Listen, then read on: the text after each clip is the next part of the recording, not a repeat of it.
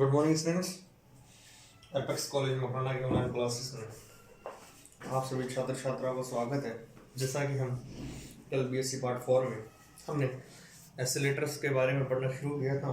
हमने उसमें linear oscillator पढ़ा, ठीक है। उसके बाद में जो भी वेव गाइड एसिलेटर पढ़ा, आज हम पढ़ेंगे साइक्लोट्रॉन। क्या साइक्लोट्रॉन जो आपके 11th में 12th में पढ़ चुके हैं। साइक्लोट्रॉन, सबसे पहले साइक्लोट्रॉन होता क्या है तो मैं बता देना चाहता हूँ कि जैसा कि एक लॉरेंस और लिविंगस्टोन एक जो साइंटिस्ट थे, उन्होंने सबसे पहले साइक्लोट्रॉन बनाया। कौन से साइंटिस्ट थे? लॉरेंस और लिविंगस्टोन। कौन से? लॉरेंस एंड लिविंगस्टोन ने सबसे पहले साइक्लोट्रॉन बनाया। तो इसकी बनावट होती है जो इस प्रकार की होती है कि इसमें जो मैग्नेटिक फील्ड होता है, सपोज कीजिए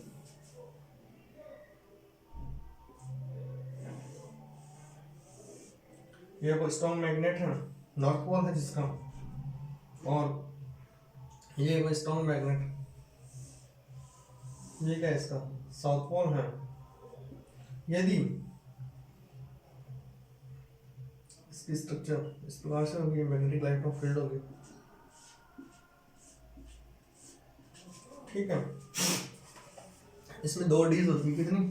2 डीज।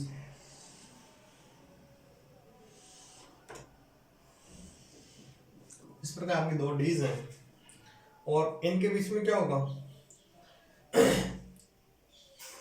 सपोज यहाँ से हाँ, इस प्रकार से कोई स्ट्रक्चर है। इसमें 2 डीज हैं, D1 एंड D2, और इनसे 2 रेडियो फ्रिक्वेंसी दोलित होगी। यहाँ से 2 जो भी रेडियो फ्रिक्वेंसी दोलित होगी वो बाहर आएगी। सपोज कीजिए इसके अंदर एक बार कोई पॉजिटिव आयन अंदर आ जाए तो वह क्या करने लग जाएगा। यदि कोई आयन स्रोत है, यहाँ पर यदि हम मान लेते हैं कि कोई आयन स्रोत है जो इस प्रकार से मोशन करेंगे हमेशा, ठीक है। ये इसके जस्ट नीचे होगा। हम इसके स्ट्रक्चर के बारे में देखते हैं तो हमें कुछ इस प्रकार से जानकारी मिलती है। 2 डीज हैं, उन डीज को हम उनको D1 और D2 कहते हैं, और ये क्या होते हैं? उच्च चालकता वाले शुद्ध तांबे के बने होते हैं। जो D1 एंड D2 किसके हैं? हाई कंडक्टिविटी या उच्च चालकता। उच्च ये D1 और इसी प्रकार से D2 है। यह हाई कंडक्टिविटी कॉपर के बने हैं। यदि यह कॉपर के बने हैं तो इनको इस D को एक अन्य हाई वैक्यूम कक्ष में इस प्रकार रखते हैं कि जो भी इनमें जो लेंथ है वो क्या होगी? आधी होगी। हमें पता है कि उच्च ऊर्जा कितनी मानते हैं? 10⁻⁶ 10 into 10⁻⁶ to 10⁻2 into 10⁻6 हर्ट्ज। हमें पता है T/2। यदि यह D½ है तो इसके लिए क्या लेंगे? T/2। क्या लेंगे? T/2। T इक्वल टू क्या होता है? T इक्वल टू होता है, यह होगा π/ω। किसके बराबर? T इक्वल टू क्या होता है? 2π/ω। T इक्वल टू क्या होता है? 2π/ω। 2 से 2 कट जाएगा तो क्या बचेगा? π/ω। जो इसका आवर्तकाल है π/ω होगा। इसके पश्चात दोनों डी की वोल्टता परस्पर एक क्या हो जाएगी? सपोज कीजिए ये पहले पॉजिटिव थी, हाफ साइकिल के बाद में क्या हो जाएगी? Negative, and this will positive. जब इनकी पोलरिटी चेंज होगी तो कोई भी यदि इनके अंदर आयन सोर्स आएगा वो क्या करने लग जाएगा? मोशन करने लग जाएगा। क्या? इस प्रकार से। जैसे पहले पॉजिटिव था, इसकी मोशन इस प्रकार थी।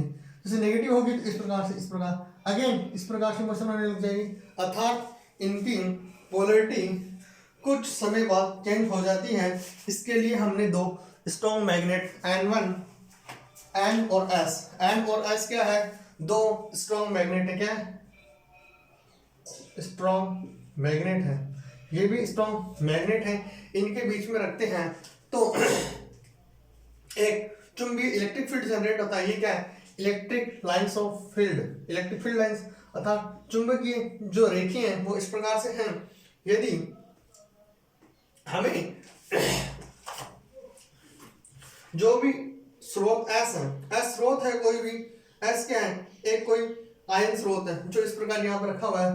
S क्या है, कोई आयन स्रोत है, यह इन नॉर्थ पोल और साउथ पोल के बीच रखा हुआ है, जिससे क्या होगा, यदि इनको हम क्षेत्र के बीच में रखते हैं तो ये वृत्ताकार पृष्ठ के क्या होंगे, जो ये वृत्ताकार पृष्ठ है इससे क्या होने चाहिए, परपेंडिकुलर, वृत्ताकार क्षेत्र है तो इसके जस्ट परपेंडिकुलर होने चाहिए, ठीक है। इसमें क्या होगी, D1 और D2 के मध्य रखते हैं, D1 और D2 के मध्य रख दिए, ठीक है। अब क्या होगा, इसकी कार्य प्रणाली क्या है, हमें पता है यदि मैग्नेट के बीच में रखा हुआ है तो इसमें एक फोर्स लगेगा मैग्नेटिक, F इक्वल टू क्या होता है, q we B sine theta, क्या होता है मैग्नेटिक फोर्स, क्या होता है F equal to q we B sine theta, F equal to क्या होता है q we B sine of theta, F equal to क्या होता है q we B sine theta. हमें पता है T इक्वल टू क्या था, T इक्वल टू होता है 2 पाई बाई ओमेगा, यदि T इक्वल टू T/2 है तो क्या हो जाएगा पाई बाई ओमेगा, क्या होगा पाई बाई ओमेगा। हम लिखते हैं कि यदि कोई चार्ज Q इसके अंदर प्रवेश, इसके वर्किंग स्ट्रक्चर में इस प्रकार देखें कि कोई आयन सोर्स S1 है, एक घनायन उत्सर्जित होता है और वह D1 का विभव D2 के सापेक्ष नेगेटिव, मैंने पहले बताया एक पॉजिटिव, यदि D1 पॉजिटिव होगा तो D2 कैसा होगा, नेगेटिव होगा, कैसा होगा, नेगेटिव होगा। तो इस प्रकार यदि कोई Q चार्ज वाला, कितना Q चार्ज वाला जिसका मास m है, यदि वह किसी मैग्नेटिक फील्ड में रहता है तो उसका फोर्स क्या होता है, F इक्वल टू क्या होता है Q V cross B। B क्या है मैग्नेटिक फील्ड, B क्या होता है मैग्नेटिक फील्ड, V क्या है उसकी वेलोसिटी है और Q क्या उसका चार्ज है। तो हम लिख सकते हैं F equal to q we B. यदि हम साइन थीटा लिखते हैं तो साइन थीटा मैक्सिमम होगा, मैक्सिमम इसलिए होगा क्योंकि जो वृत्ताकार पृष्ठ था वह उसके 90 डिग्री था और साइन 90 की वैल्यू क्या होती है, साइन 90 की वैल्यू 1 होती है। और जो साइक्लोट्रॉन में जो आयन है वो इस प्रकार से मोशन करेंगे, किस प्रकार से, इस प्रकार से। तो इसको हम लिखते हैं Q we B sine theta equal to M V square upon R, क्या M V square upon R, M square upon R, क्यों, क्योंकि सेंट्रीपिटल फोर्स होता है, कैसा सेंट्रीपिटल फोर्स, V से V कट गया, बचा क्या Q B equal to M V by R square, यही बचा। तो हमें यदि उस रेडियस निकालनी है R इक्वल टू क्या हो जाएगा R इक्वल टू हो जाएगा M V by Q B, क्या M V by Q B, यह वह रेडियस है, ठीक है। अर्थात D के अंदर वृत्ताकार पथ की त्रिज्या क्या होगी, यह होगी, हमें पता है T इक्वल टू क्या होता है 2 पाई बाई ओमेगा, हमें पता है T इक्वल टू यहाँ पर क्या है T/2 इक्वल टू क्या होगा 2 पाई बाई 2 ओमेगा, 2 से 2 कट गया तो यहाँ पर T/2 इक्वल टू क्या आएगा पाई बाई ओमेगा, क्या आएगा पाई बाई ओमेगा। यदि T/2 अर्थात यदि आधे समय बाद तो T इक्वल टू क्या होगा, जो स्मॉल t, क्या T/2 इक्वल टू क्या होगा, स्मॉल t इक्वल टू होगा पाई r बाई ओमेगा, क्या होगा पाई r बाई ओमेगा होगा। कैसे, यह इस प्रकार है कि हमें पता है r की वैल्यू क्या है, यदि हम r को लिखना चाहें तो क्या लिखते हैं pi M V by omega into Q B, क्या होगा यही तो होगा M pi M into Q into B, pi M Q into B, सही है।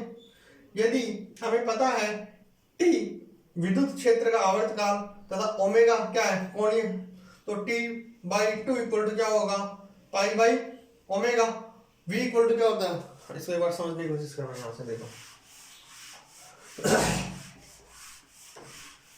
आपको इतना पता कि हमारे पास यहाँ पर टी डैश इक्वल टू क्या आएगा T/2, यही आएगा T डैश इक्वल टू।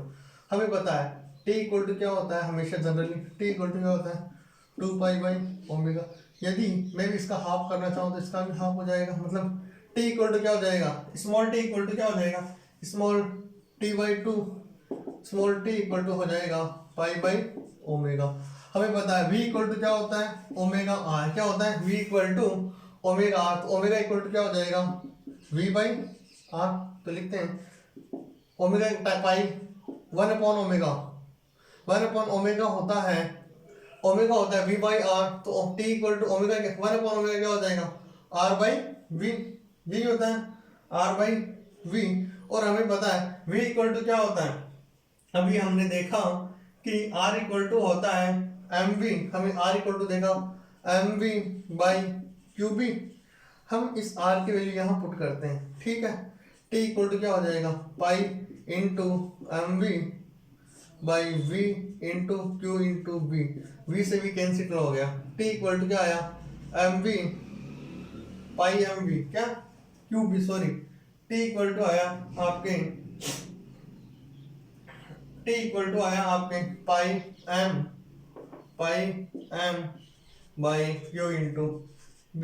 हमें पता है ओमेगा इक्वल टू क्या होता है 2 पाई बाई t, तो ओमेगा इक्वल टू क्या हो जाएगा, ओमेगा इक्वल टू हो जाएगा qb बाई m, क्या qb बाई m, जो फ्रीक्वेंसी होगी। ओमेगा इक्वल टू क्या होता है, ओमेगा इक्वल टू होता है 2 पाई f, क्या होता है 2 पाई f, ये कैसे आया, ओमेगा इक्वल टू होता है 2 पाई बाई t और 1/t को लिखते हैं ओमेगा। तो इसको 2 पाई से मल्टीप्लाई कर देंगे तो एंगुलर जो वैल्यू क्या आएगा into 2 pi into qb by m, ये ओमेगा के बराबर आया। तो फ्रीक्वेंसी के बराबर क्या आएगा, फ्रीक्वेंसी के बराबर आएगा आपके, फ्रीक्वेंसी के बराबर आएगा जो 2 पाई है, 2 पाई से 2 पाई कैंसिल हो गया, ये फ्रीक्वेंसी के लिए आएगा। फ्रीक्वेंसी ये ओमेगा इक्वल टू क्या होगा qb बाई m, तो फ्रीक्वेंसी इक्वल टू क्या हो जाएगी qb बाई 2 पाई m, क्या हो जाएगी फ्रीक्वेंसी क्या हो जाएगी qb बाई 2 पाई m। इस प्रकार हम कह सकते हैं कि वेलोसिटी मैक्सिमम कब होगी, वेलोसिटी मैक्सिमम जब होगी जब v इक्वल टू क्या होगा qvb by m, v equal to क्या होगा qvb बाई m, क्या होगा qvb बाई m। साइक्लोट्रॉन आपके एग्जाम पॉइंट ऑफ व्यू से वेरी वेरी इंपॉर्टेंट है, आपको इसको अच्छे से पढ़ लेना है। सिमिलर 12th वाला है, थोड़ा सा इसमें एक्सपेंड फॉर्म है।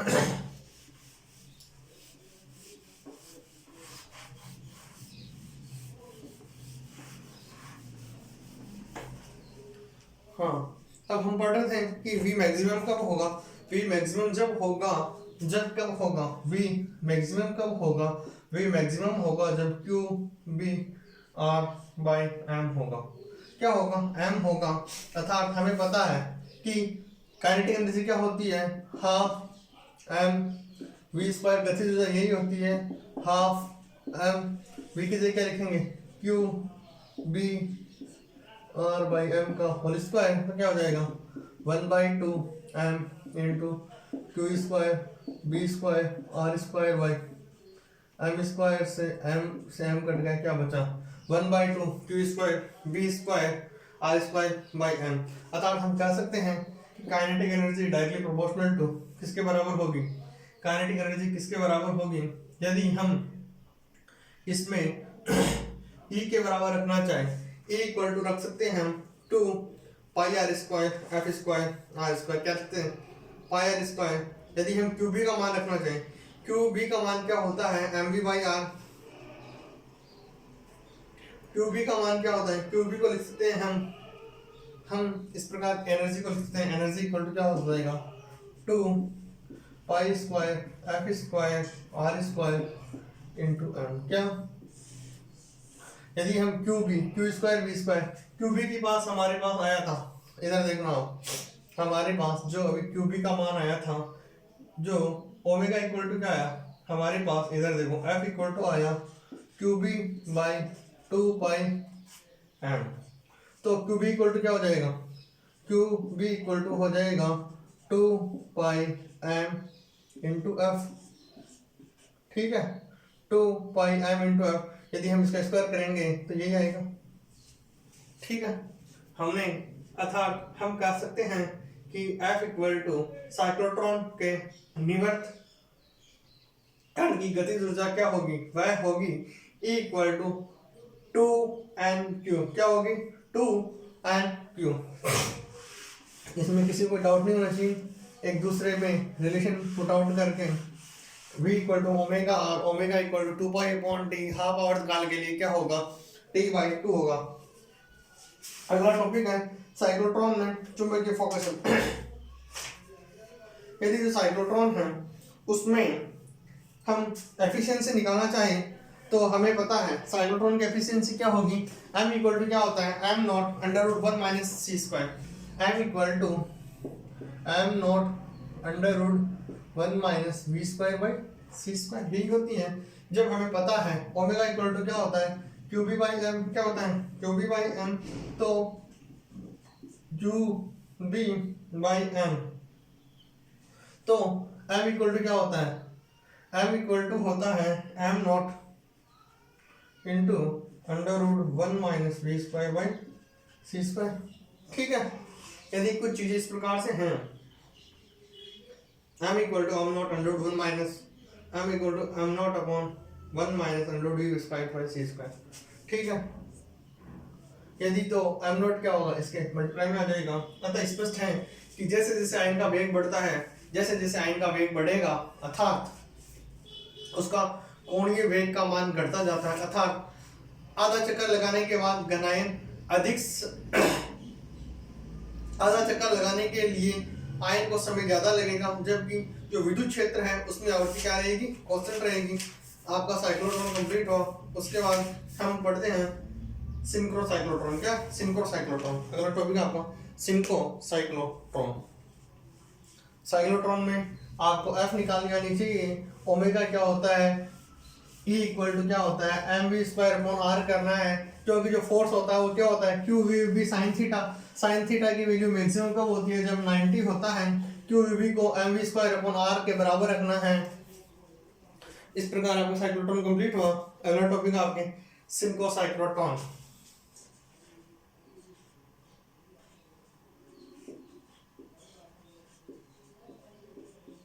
सिंक्रो साइक्लोट्रॉन में क्या होता है, एक कोई भी मॉड्यूलेटेड फ्रीक्वेंसी साइक्लोट्रॉन है। ये कैसा है, मॉड्यूलेटेड फ्रीक्वेंसी साइक्लोट्रॉन। कैसा है, मॉड्यूलेटेड, क्या, मॉड्यूलेटेड फ्रीक्वेंसी। मॉड्यूलेटेड का मतलब क्या है कि मॉड्यूलेशन क्या होता है, मॉड्यूलेशन क्या होता है, फ्रीक्वेंसी में चेंजेस क्या होता है। जैसे एफएम होता है, एफएम का नाम सुना आपने, एफएम क्या होता है, फ्रीक्वेंसी मॉड्यूलेशन। मॉड्यूलेशन मतलब उनकी जो फ्रीक्वेंसी है वो क्या कर दी गई है, या तो बढ़ा दी गई है, कैसे कर दी, बढ़ा गई है। हमें पता है एफ इक्वल टू भी बढ़ाता है, एफ इक्वल टू होता है क्यूबी बाई एम। क्या होता है, QB by M. M equal to क्या होता है, M equal to M not upon under root 1 minus V square by C square. तो एफ इक्वल टू क्या हो जाएगा, QB by M not under root 1 minus V square by C square. जब इस प्रकार की जो क्षतिपूर्ति है, जो वेग क्या होता है, जो वेग होता है, जो वेग की निर्भरता के कारण आयन की सर्पिलाकार पथ में क्या होती है, आवृत्ति का मान यही होता है। तो जो वृद्धि के साथ घटता है, हमने पढ़ा कि जैसे जैसे वेग बढ़ता है फ्रीक्वेंसी घटती है। क्या होती है, फ्रीक्वेंसी घटती है।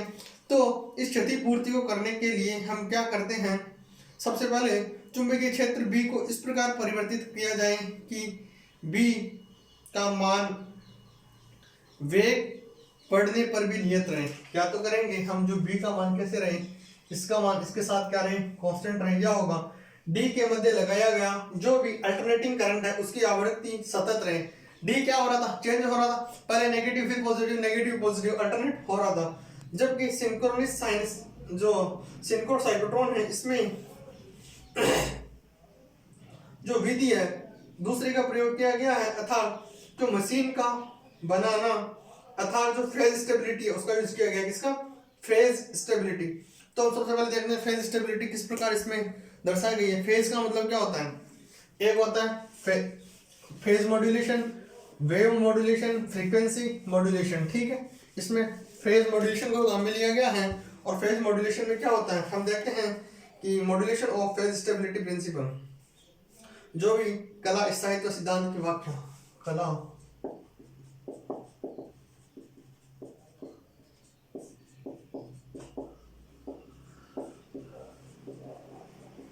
इसमें क्या होगा, इसमें जनरली यह प्रिंसिपल सबसे पहले किसने दिया, मैक्स वेलर ने दिया, वेक्सलर ने दिया और कैमलिन ने दिया था। इसके अनुसार साइक्लोट्रॉन में आयनों की कुछ ऐसी कक्षा स्थापित की जा सकती है जिनका फेज क्या होता है, ऐसा साइक्लोट्रॉन में ऐसी कलाई स्थापित की जाती है जिनकी कला क्या होती है, फेज क्या होती है, कांस्टेंट। कैसे, हमें क्या करना है, फेज को क्या करना है, कांस्टेंट, जो नेगेटिव हो रही थी फिर पॉजिटिव हो रही थी, पॉजिटिव हो रही थी नेगेटिव हो रही थी, हमें इनसे क्या करना है, बचना है। तो इसकी गुणवत्ता की व्याख्या की जा सकती है। मान लेते हैं कोई भी साइक्लोट्रॉन है, इसमें एक आयन है, वह चुंबकीय क्षेत्र के वृत्ताकार पथ में गति करता हुआ, यदि हम उसका डायग्राम देखना चाहें फेज स्टेबिलिटी का, कि हम इन आयनों को जीरो फेज वाले आयन कब कहेंगे, जब ये 0, 2 पाई 4 पाई, जीरो फेज वाले कब होंगे, जब 0, 2 पाई 4 पाई, कब होंगे 0, 2 पाई 4 पाई। तो इनके लिए जो फेज डायग्राम होगा, फेजर डायग्राम, वह है कुछ इस प्रकार से होगा। ठीक है, यहाँ पे क्या होगा, यहां से इस प्रकार,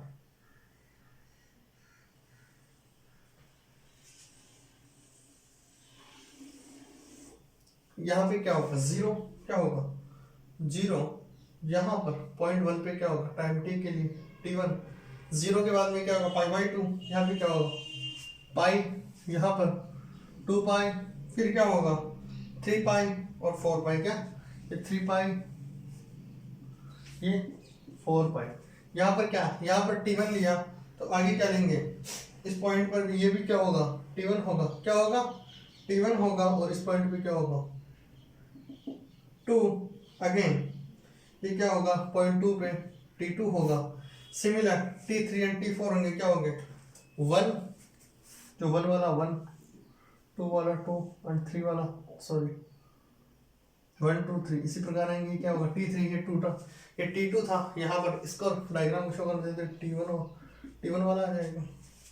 हमें पता है F इक्वल टू क्या होता है, F इक्वल टू होता है QB by m not into √1 minus v² by c², यही होता है। अर्थात हमें क्या करनी है, यह है सेम फेज वाला, जीरो फेज कब कहेंगे, जब किस पे होगा 0, 2 पाई 4 पाई के संगत होंगे। जीरो फेज कब होगा, जब 0, 2 पाई और 4 पाई में होगा। ठीक है, जब इसकी हम बनावट देखते हैं तो सबसे पहले कैलिफोर्निया विश्वविद्यालय में एक बर्बले में, कैलिफोर्निया विश्वविद्यालय में बर्बले नाम की जगह है, वहां पर जो सर्वप्रथम इसका बनाया गया कंस्ट्रक्शन इस प्रकार से है। कंस्ट्रक्शन कुछ इसके इस प्रकार से है कि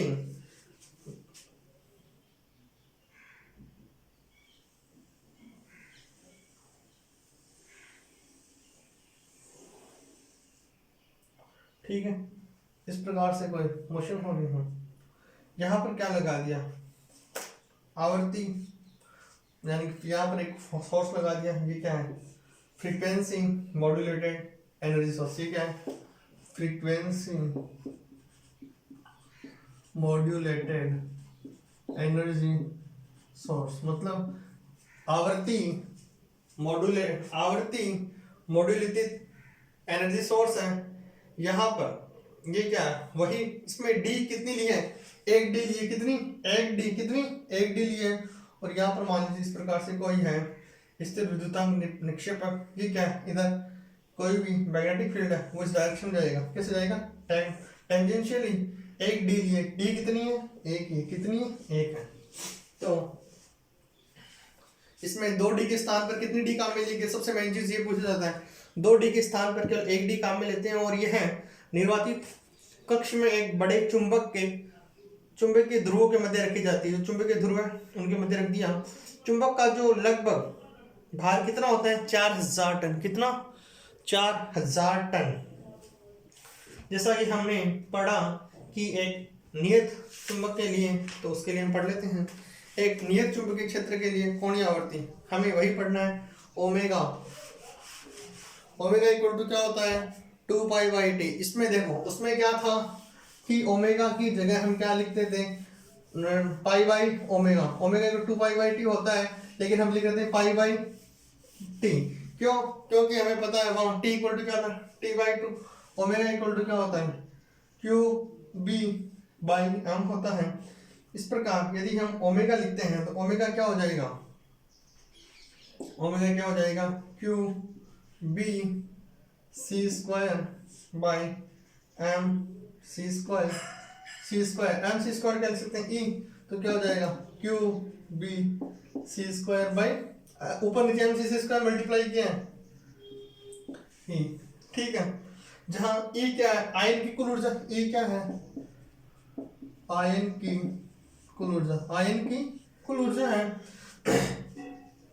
इस प्रकार हम कह सकते हैं जो E इक्वल टू क्या होता है, E इक्वल टू होता है कि kinetic energy plus M not C square. M not C क्या है, स्क्वायर क्या है, रेस्ट मास की काइनेटिक एनर्जी है। एम सी स्क्वायर क्या है, जो हमने M C square mass energy relation पढ़ा हुआ है, तो ओमेगा इक्वल टू क्या हो जाएगा, ओमेगा इक्वल हो जाएगा Q B by C square upon K plus M not C square, यही तो होगा। इक्वल टू क्या लिखा, M not plus C square, इसको क्या लिखा ई, ई की जगह लिख दिया M not plus C square. यदि हम इन दोनों को इस प्रकार लिखना चाहें तो क्या लिखेंगे, इसी को इस प्रकार Q B by M not into 1/1 plus K by M not C square, क्या किया K by M not upon C square, दोनों में कॉमन लिया, ठीक है। एक जगह क्या बचा, एम सी स्क्वायर, दोनों में यहाँ पे सी स्क्वायर था, इनको कॉमन लिया तो यहाँ पर क्या बचेगा, एक जगह 1 बचेगा, एक जगह के बचेगा, ठीक है। तो इस प्रकार हम कह सकते हैं कि जो फ्रीक्वेंसी है, क्या ये क्या आ रहा था, फ्रीक्वेंसी, ये ओमेगा आ रहा था। ओमेगा इक्वल टू क्या होता है, ओमेगा इक्वल टू होता है 2 पाई बाई टी, और 1/t क्या होती है, फ्रीक्वेंसी, तो इसको लिखते हैं omega equal to 2 pi F. F equal to क्या हो जाएगा, एफ इक्वल टू हो जाएगा omega upon, F equal to हो जाएगा, एफ इक्वल टू हो जाएगा ओमेगा अपॉन 2 पाई, यह ओमेगा थी। यदि हम इसमें 2 पाई का डिवाइड कर दें, किसका, 2 पाई का, तो वही वैल्यू आएगी, क्या आएगी, जो आर की वैल्यू क्या निकाली हमने, आर इक्वल टू आया एम वी बाई क्या होता है, Q, M V by Q, and F not की वैल्यू क्या है, Q B by 2 pi M not. इस प्रकार हम कह सकते हैं, हमने केवल एक चेंज किया है कि के ई इक्वल टू क्या लिखा, K plus M not C square, E equal to क्या लिखा, एम नॉट सी स्क्वायर, हमने ऊपर नीचे सी से मल्टीप्लाई किया है। इस प्रकार हम आर की जो वैल्यू निकालनी है, किसकी, आर, जो हमें आर की वैल्यू निकालनी थी, आर की वैल्यू क्या आएगी, जो स्मॉल आर की वैल्यू आएगी, स्मॉल आर की वैल्यू आएगी K plus 2 M not C square upon Q B C, इसका आएगा अंडर रूट। ये वैल्यू आपको याद रखनी है, हमने आर की वैल्यू यही तो निकाली, ठीक है। हम अगली क्लास में आपको बीटाट्रॉन इलेक्ट्रॉन एक्सीलरेटर पढ़ेंगे। मैं आप सभी छात्र छात्राओं का अगेन एपेक्स कॉलेज बखरना परिवार की तरफ से बहुत बहुत आभार ज्ञापित करता हूँ, and again thank you so much.